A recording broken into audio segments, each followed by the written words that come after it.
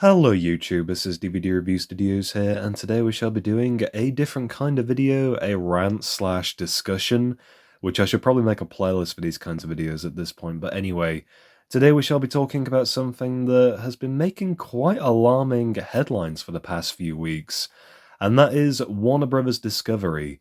Which I wouldn't usually talk about this sort of thing, but honestly, I feel it is a worthy discussion, whether that's just to talk about where things are going with this particular subject, or at the very least to bring it to the attention of my niche audience here on YouTube. And this is all in relation to various issues with the streaming merger that began in May of 2021, where the company AT&T decided to basically leave the entertainment business behind, and in doing so, they no longer wanted to claim ownership of Warner Media, and that it would be merged with a streaming service which was taking off around this particular point in time in the US known as Discovery Plus, and therefore that created Warner Bros. Discovery, which was, I believe, fully fledged in April 2022.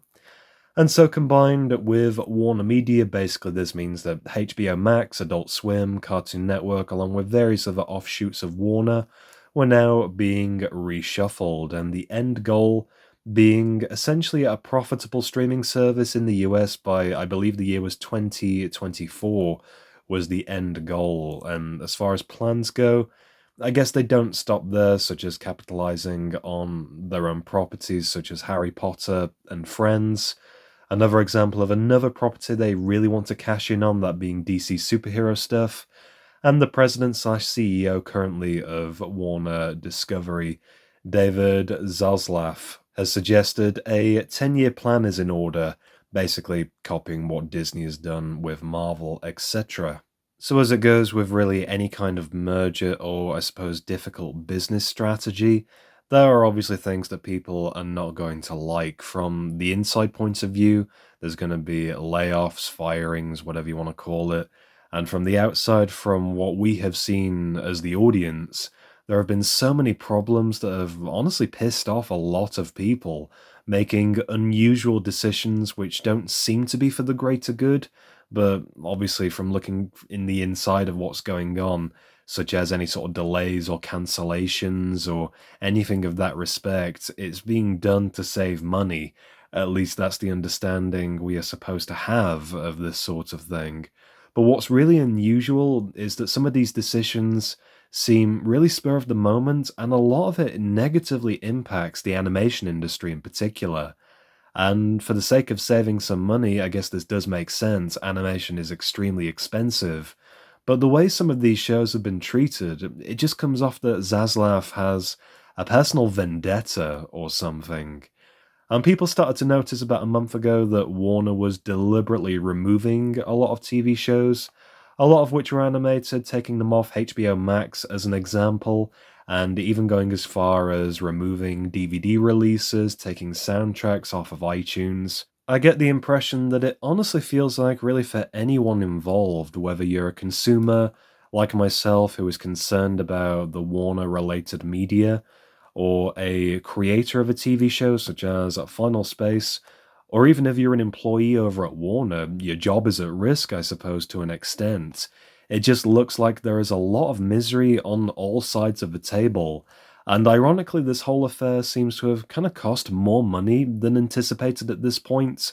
Warner were reporting quite a significant loss for the most recent quarter, and so I guess over time, the intention is to obviously make more money, which comes with time, but it's going to take a few years. And with removing so many properties and canceling and reshuffling things that people were really enjoying, it doesn't really seem to make too much logical sense to, I guess, give a middle finger to the fans as opposed to embracing what they could really make a lot of revenue out of. Under David Zaslav's wrath or unmerciless axe, I guess, at this point, there are so many named projects that have been either delayed or just cut down or outright cancelled to save money, such as Michael B. Jordan's Superman movie that's currently on hold, the Batgirl movie, which to my knowledge was incomplete anyway, but still cancelled, which is a shame. I know a lot of people were excited to see another female led superhero movie, which is a very sort of contemporary idea people are a huge fan of, which I can respect. A lot of the CW superhero stuff has either been axed or just pushed to an ending. Legends of Tomorrow, in particular, was very suddenly cancelled during its seventh season, making it the final season, which is a shame. I know a lot of people love that show. Various animated projects have just been shelved for no real explained reason other than obviously saving money, such as the Scoob movie, which I believe was due for release this year.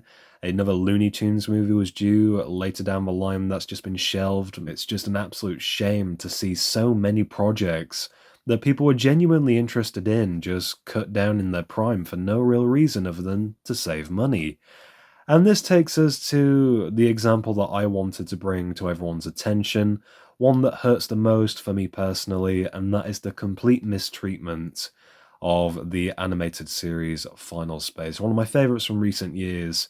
And if you've never heard of this show, it's fantastic. It's a great space opera about a prisoner stuck alone aboard a ship known as the Galaxy One. And when serving his prison sentence carrying out the space equivalent of community service, he discovers an alien creature he names Mooncake.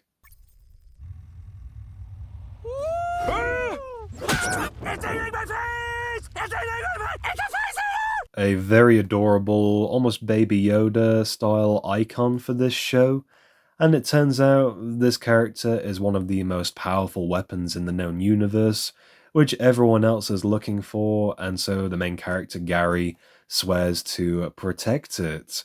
And it's a great premise that heavily evolves over time, incredible writing, lots of heart and comedy behind the series, and it had a lot going for it. It was on track going into a fourth season, with season 3 ending on quite a brutal, dark cliffhanger, and then as part of the merger, it was cancelled. And Final Space caught my eye as a phenomenal example because creator Olan Rogers is deliberately going after Warner with his own merchandise about bringing back his animated sci-fi series. And honestly, it's brilliant to see this unfold with just how passionate Olan is about the show and how his merchandise is all about calling out Warner and wanting his series to be brought back, as really the show in my eyes was very unfairly dismissed for no real reason other than animation is expensive, Warner needs to save money for their decisions. And so with Warner Bros. Discovery losing money and trying to scrape as much together as they possibly can, they've needed to make some cuts and restrictions on certain projects, and even though Final Space has been cancelled as part of this merger, it doesn't stop there. The show is being completely wiped from existence as just a tax write-off. And I learned of this from the creator himself, Olan Rogers, who published this tweet, which I think we should read through and kind of break down just to show how much passion and heart there is behind this series from this kind of creator. So Olan starts off by basically just breaking down the facts by stating, 5 years of my life, 3 seasons of TV, blood, sweat, and tears, became a tax write-off for the network who owns Final Space. Pretty cutthroat kind of opening to this, for sure. Really gets out there just how, I guess, angry he is about what's going on currently. Yup, that's it. That's why it's disappeared everywhere in the USA. 5 years of work vanished. When the license is up internationally, Netflix will take it down and then it will be gone forever. So this is pretty serious in all honesty. It's one of the rare instances where streaming really hasn't been all that beneficial, and a show such as Final Space is literally just being pushed away from any legal streaming service.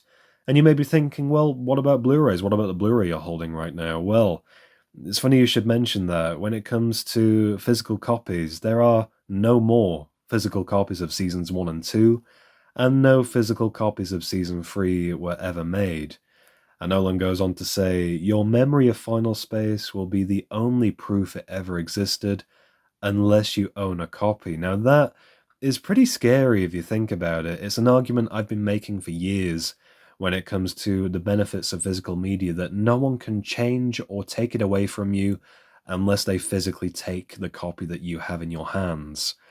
And that's the point that Olan is making, and I think that's really interesting, especially like I've kind of sort of hinted at already, in a contemporary era where we rely on streaming a lot of the time, a lot of this we really do take for granted.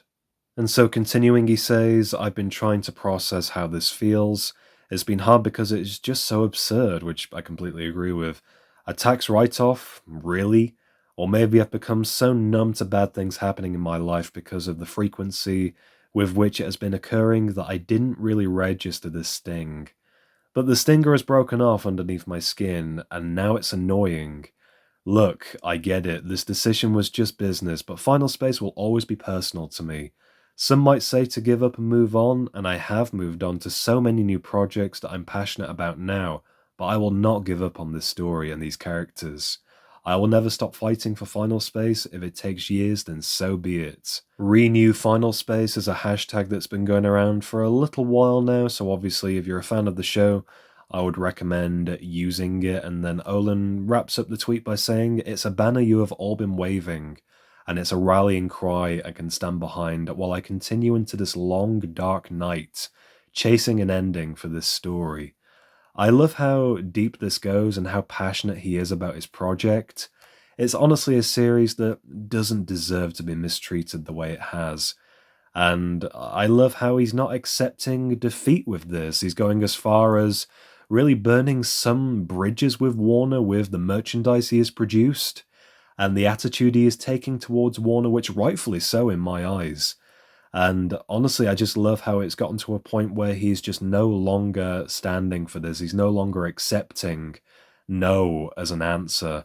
If you've followed the creator and his Twitter account, he's posted here and there about how he's tried to approach Warner for just one-off finale TV movie or get the rights to Final Space to create a comic book ending, which, although isn't ideal, would at least be a continuation of the story. We've seen that various times with Star Wars The Clone Wars, Invader Zim, just to name a couple of examples. And I'm honestly so surprised that it's gotten to this point. And so, where does this leave things now? Well, obviously, the internet is pretty unhappy about the entire situation. You can have a look online at various tweets supportive of Olan Rogers, and even statistics about search results and Final Space going through the roof as of late, with this being the prime example of this being a series being swept aside. Even if you don't care about Final Space, it's literally capitalism destroying art.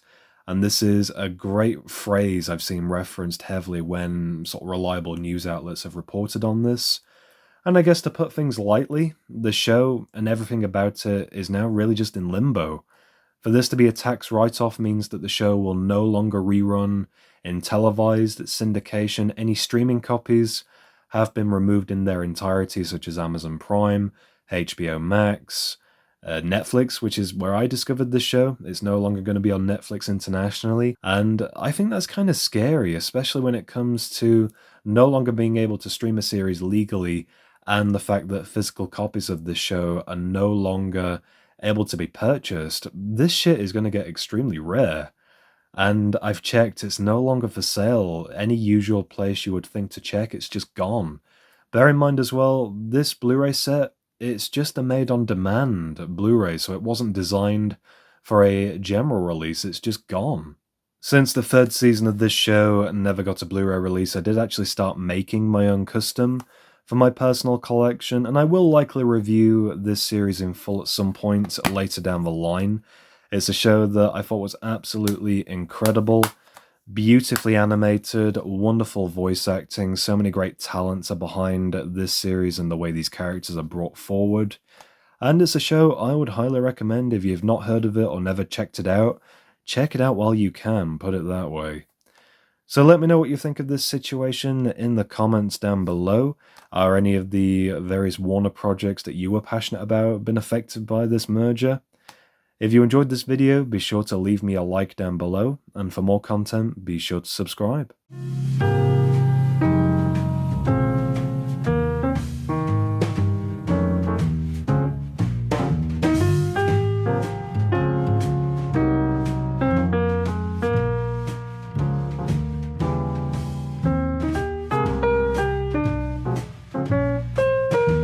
threatening me?